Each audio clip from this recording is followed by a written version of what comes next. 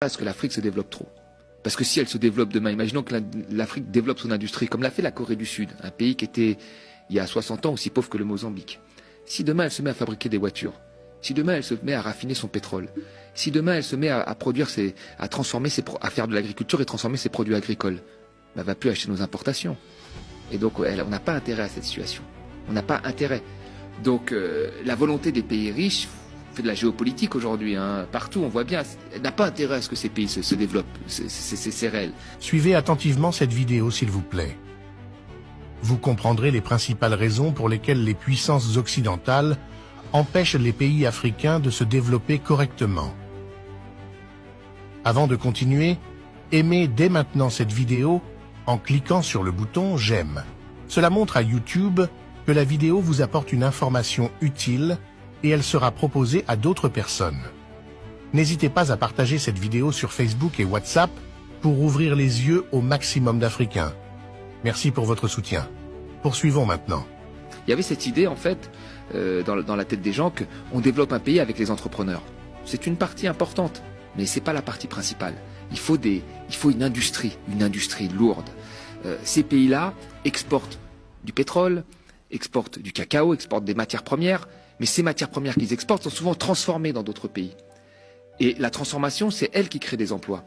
Quand vous avez une compagnie étrangère qui s'installe, je prends toujours l'exemple du Congo-Brazzaville que je connais bien. Le Congo-Brazzaville, à plus de 90%, il exporte que du pétrole. D'accord ? Ce pétrole est produit par qui? Est exploité par qui?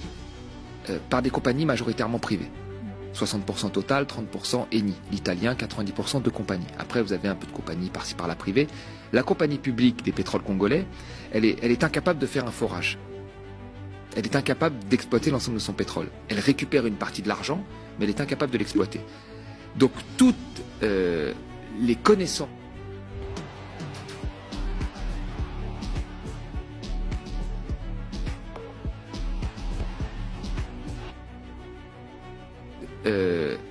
connaissances sur la production, sur les réserves, toutes les quantités, les volumes de production sont décidés par la compagnie privée, qui ne dépend pas du pays.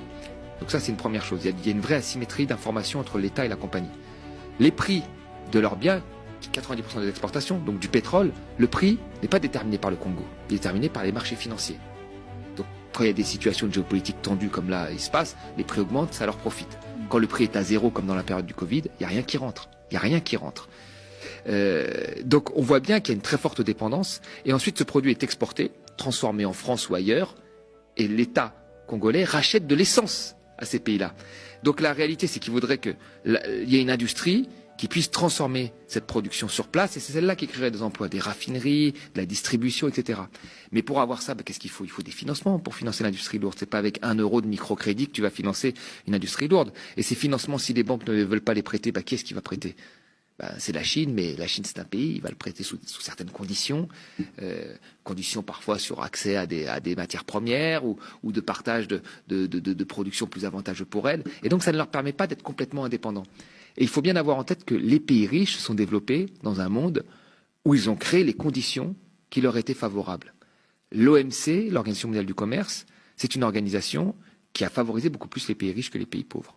Le système financier, avec des banques majoritairement européennes et américaines, il favorise les pays riches. Et donc les pays riches lèvent des fonds énormes pour faire leurs projets, quand les pays pauvres, pour faire des projets que nous connaissons, c'est-à-dire faire des choses que nous connaissons, des raffineries, des industries alimentaires, agricoles, nous connaissons, nous savons faire ça. Et eux n'arrivent pas à lever de l'argent. Quels seraient les... Ce que je veux ajouter, excuse-moi, je te coupe. Ce que je veux ajouter, c'est que on a souvent dit ces dernières années que les pays pauvres ne se développaient pas à cause de la corruption. Il fallait trouver une raison. Ah, c'est la corruption. Voilà, ces gens sont corrompus, il y a de l'économie informelle, ils respectent pas les règles, ils sont corrompus, il y a même des gens qui allaient plus loin en disant ils sont un peu paresseux. Enfin, ça a toujours été un peu ça. Et on a retrouvé le même type de débat quand il y a eu la crise des dettes souveraines en Europe, où on a qualifié les pays du Sud de pigs, on les a appelés le Portugal, l'Italie, la Grèce et l'Espagne, on appelait ça des pigs, et on disait qu'ils étaient feignants, qu'ils étaient dans l'informel, qu'ils n'étaient pas comme les Allemands et les Français. Il y avait déjà ce débat existait déjà avec les pays africains.